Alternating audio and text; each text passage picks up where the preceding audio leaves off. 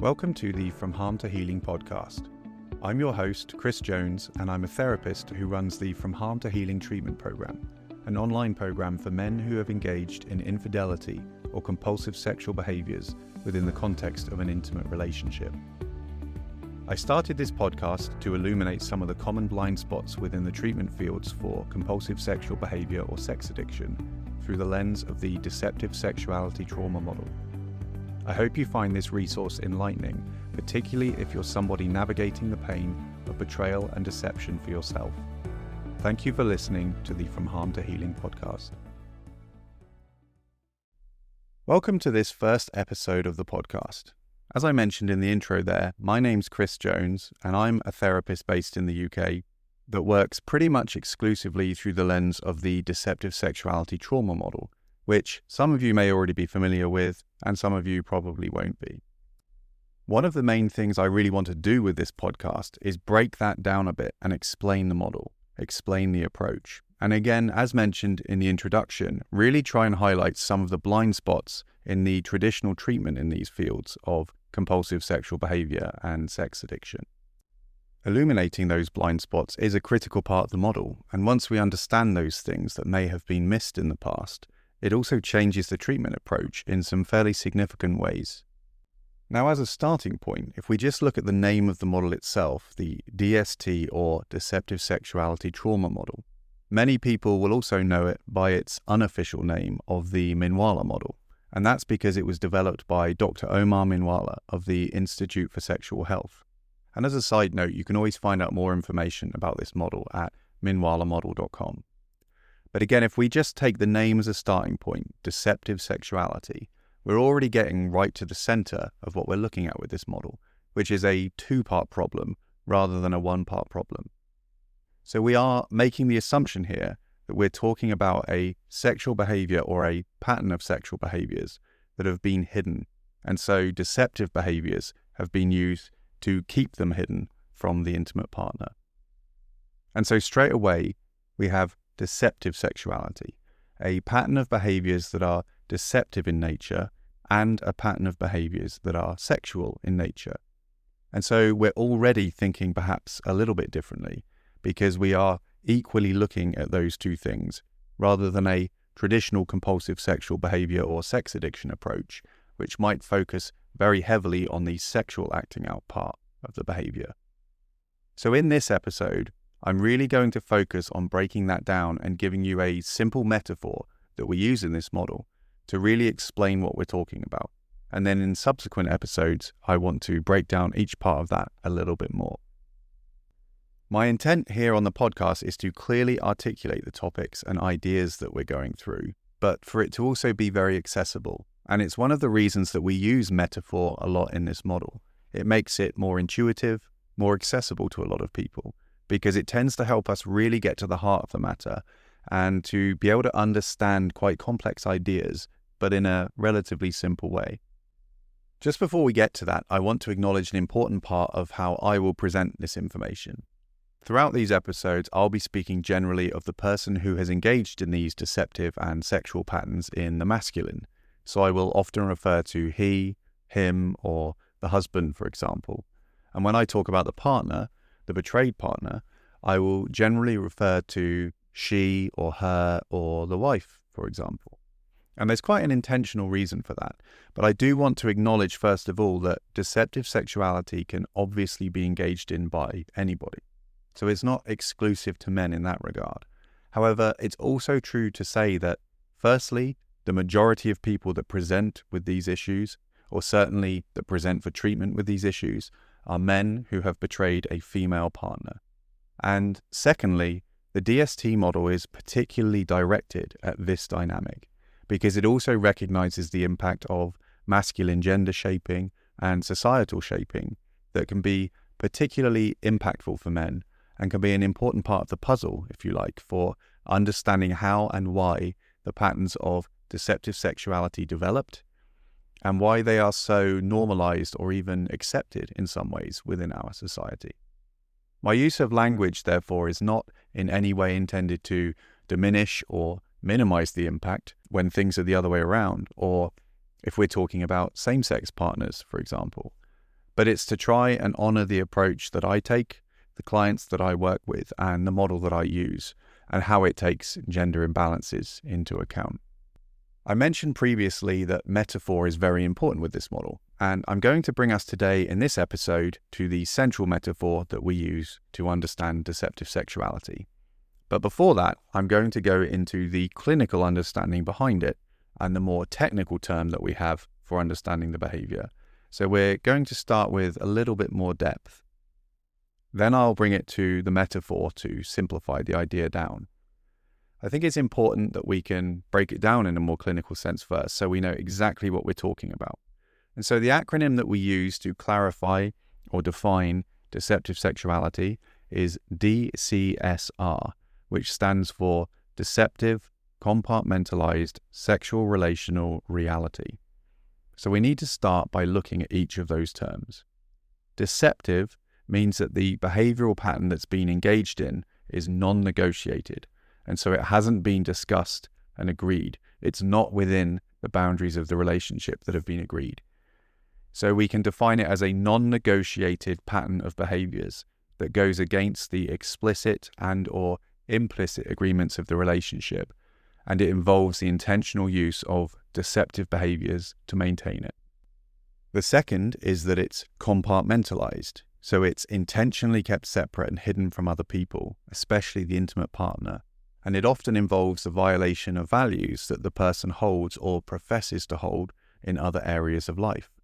So you have that clear image with compartmentalization of, when I'm in this compartment over here, I'm behaving in one way, living by one set of values.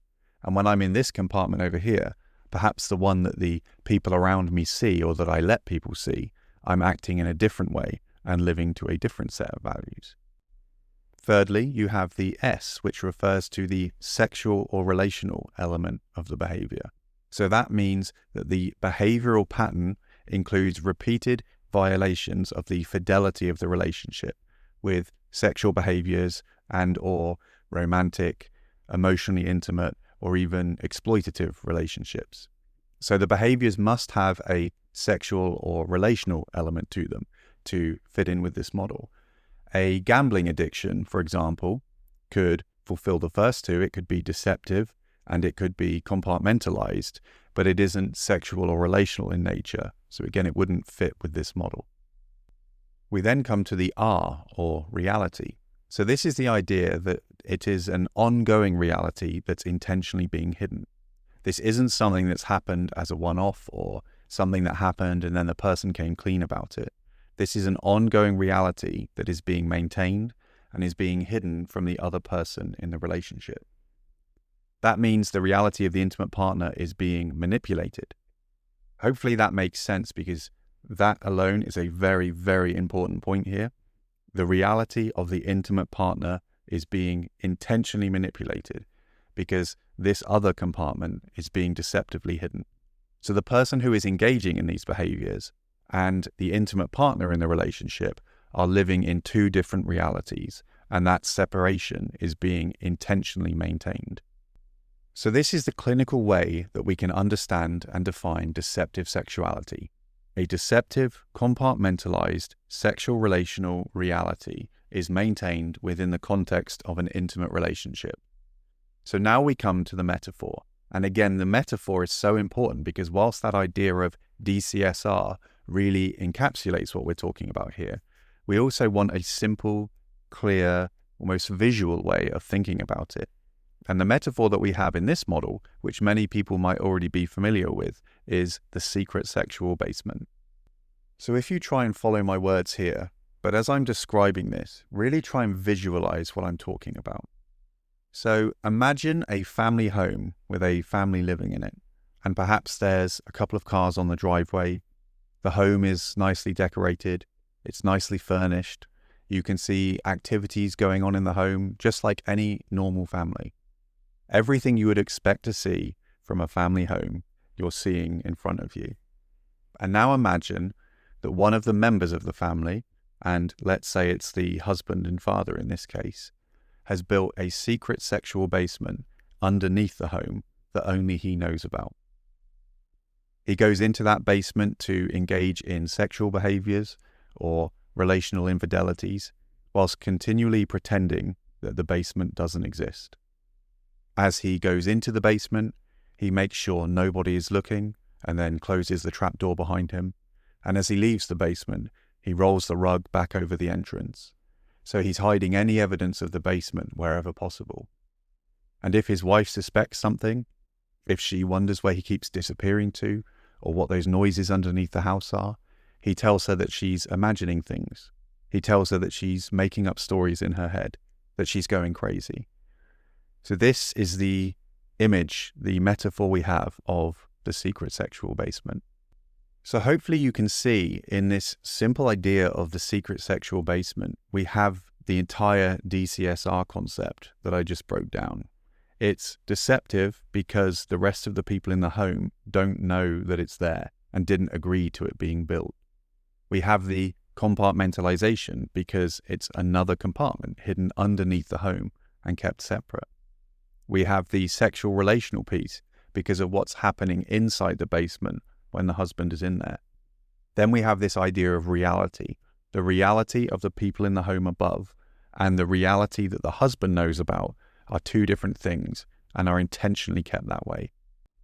So that brings us full circle to this idea of a two-part problem rather than just a one-part problem. You have the behaviors that are happening inside the basement, and those are the behaviors that a lot of the traditional treatment would be targeting, what might be classed as sexual acting out behaviors. But you also have this whole other behavioral system that is being used to keep the reality separate, to keep the basement hidden. That can be lying by omission, deleting or hiding of evidence, gaslighting or crazy making, manipulating the partner, and really a variety of other deceptive or manipulative behaviors. So if we're only working on one part of the problem, the behavior that's happening inside the basement, we're naturally going to have huge clinical blind spots because we're going to miss that second behavioral system that is protecting or hiding the basement, which is so critical. And this isn't just a technical concern. This has real-world implications for the people involved. If we start with the betrayed partner, so often you find that in the long term, the deception and the manipulation is as impactful, if not more impactful, than the sexual acting out itself. So you have these situations where perhaps the man has been in treatment for the compulsive sexual behavior, the infidelity, the sex addiction, and has perhaps even done well in that regard. In many cases, I've worked with clients with many years in recovery from that part of the problem, and yet the partner still doesn't feel safe. The partner still, in a sense, doesn't know who she's married to, doesn't know what's going on for him, doesn't know if she has the full truth or not. And so it continues to be extremely destabilizing and traumatic for the partner. And then for the men that I work with in that kind of situation, there can be a real sense of confusion because it appears that they're doing well with their treatment or their recovery plan. They haven't acted out, perhaps for a significant period of time, and yet things aren't moving forward. They can't understand why their partner still doesn't feel safe. And so it really doesn't work for anyone if we're missing that significant piece of the puzzle. I'm going to bring us to a close now for this first episode, and hopefully it's left you with a clear understanding and a clear visual for the secret sexual basement, the two-part problem that we're aiming to treat with the Deceptive Sexuality Trauma model. And in subsequent sessions, we're going to dive in a little bit deeper on some of the specific parts of that so we can understand them even more. But this is a great starting point, and the secret sexual basement idea will be one that I refer to over and over again when we are talking about this topic.